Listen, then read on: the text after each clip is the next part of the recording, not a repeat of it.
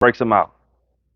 So she goes back to the kingdom, and they're holding this celebration. She's supposed to be there. The king's unaware of it. They're supposed to be there. And the king looks at her and says, "Where have you been?" Right? Somebody tipped him off to it. He was like, "Hey, she left or whatnot." And it was like right before the ceremony. She's like, "Where have you been?"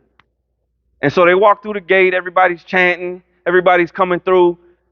All of the soldiers, the people that she saved. And she takes her sword off and she hands it to him because she knows what's about to happen.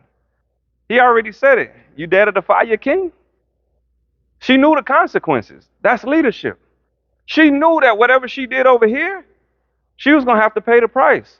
Woman king, title gone. All the glitz and the glamour that comes with it, gone. But I stood for something more.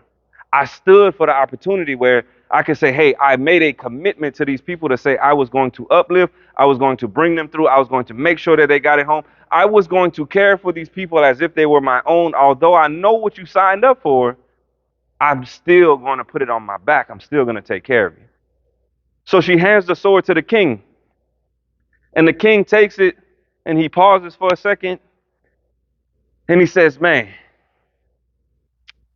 he said, you know, that sometimes leaders see things that others don't.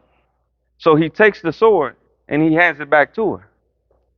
And he said, although you defied me, he said, you saw something that I didn't. He said, although you defied me, he said, you saw that these people were in need. Although you defied me, you stood to your morals and you said, this is what I was going to do, regardless of the outcome, regardless of the title, regardless of the whatever was going to happen to me. And that's sometimes what you're going to have to do in life. You're going to have to defy with the things that look like in front of you. Someone's going to say, hey, this is what you need to be doing. And you're going to be like, again, as a leader, I'm not saying go home and you're like, no, I'm not doing this no more. I'm not saying that. There's going to be times where all of a sudden someone says, hey, this is what I need you to do. And you're like, no, I don't stand for that.